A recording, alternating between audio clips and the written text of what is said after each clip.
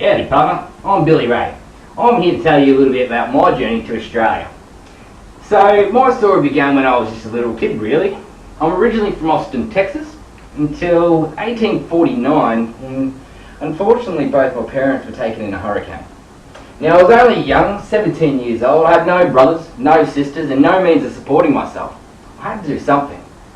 I've been told stories about people striking it rich on the California goldfields. So I sold the property and what belongings we had, and I decided to travel the 1,300 miles to California goldfields. Now this probably saved my life, this choice did. A lot of the guys I met on the goldfields also had no one else and their families were back home. So they seen me as a younger brother and took me under their wing. Managed to pick up a few tricks while I was there. Life was good for a little while. I mean, life in the goldfields was tough.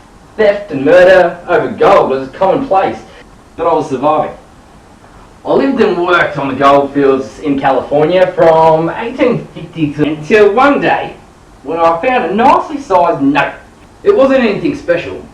When I sold it, I only got about $1,000 for it. It had been a tough month though, and I still felt that it was worth celebrating. So I decided to celebrate by going down to the local inn for a few beers. Now, whilst I was down there, I got talking to a few of the other miners, and they told me a few stories about this faraway island called Australia. Now, I'd heard there'd been a bit of a gold rush erupting over there, but I didn't actually know how big or how much gold they were pulling out. Well, from the boys down at the inn, they told me apparently a few boys over in Australia were pulling gold out by the cartload. The gold had started to dry up in this area, and the last couple of months had really been tough and was starting to take their toll. I wasn't eating very well. Sometimes I wasn't eating at all, to be honest. So I decided to scrape together all I had, took the money from my last good little find, sold off all my possessions, and bought myself a ticket to Australia. Now the journey was a bit rougher than I thought it would be. People were telling me the journey from California to New York took longer than it did to get from California to Australia. Well, these people didn't have to travel by a boat, I'll tell you. The seas weren't kind. At the end of the 8 months, I was glad to finally catch a glimpse of Australian shores. Although, compared to others, my journey wasn't too bad. Some people I talked to on the boat spent all they had on a ticket just to get to Australia. Some people were even jumping ship when they saw land just so they wouldn't have to pay the fee at the port. I arrived at Melbourne Port and started on my journey to Ballarat. I'd heard there was a reasonably sized settlement there, and I decided this is where I'd try and strike it rich. When I finally arrived, I could not believe my eyes.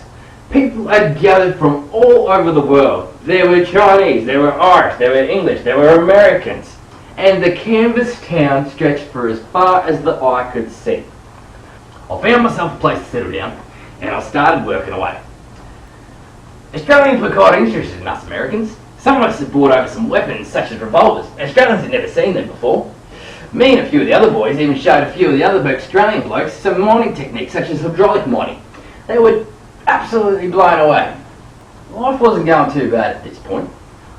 I had myself several profitable claims and I was slowly building myself a fortune until the summer of 1854 when I finally hit the mother lode. I was working away digging out one of my claims when I hit something metallic. I kept digging and uncovered the biggest chunk of gold you will ever see. I was over the moon. I couldn't believe my luck. I took my chunk of gold and sold it for £10,000. Times were changing at this point though. The miners had become angry of late. One of the boys had been murdered down at Bentley's pub and the government were trying to cover it up. Everyone had jumped behind this Peter Lalor bloke. He was talking about revolting and even constructing a stockade to try and keep the troops out. This kind of talk began to scare me. I didn't travel over here to become mixed up in some rebellion war, especially after I'd just made a small fortune. So I decided I'd had enough. The goldfields were no longer for me.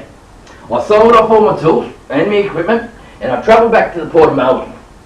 On the road, I thought to myself, I quite enjoyed my time in this country. I've been here for almost 4 or 5 years now. I didn't really want to go home, and the journey was going to be dangerous at best. It was at this point I realised I didn't want to leave Australia. I just wanted a quieter lifestyle. Once I reached the Port of Melbourne, I overheard a few men talking about this new settlement they were going to take supplies to. I began to talk to the gentlemen, and they described the most beautiful and peaceful island just off the southern coast of Australia, They called it Deacon Island. Now, I took this as fate stepping in and showing me my destiny. So I struck a deal with the sailors. I offered myself to work and help in whichever way I could for free passage across to Deacon Island. Once I arrived on Deacon Island, I mingled with the locals, and using my wealth and a little bit of knowledge, I was able to set myself up with a little bit of land, just enough for a house and a bit of farming. Now, I've lived here for almost a decade now, and I grow vegetables and a few other things just to help me make a living and trade for meats and other goods within town. I feel safe here, and I'm glad that this is where I ended up.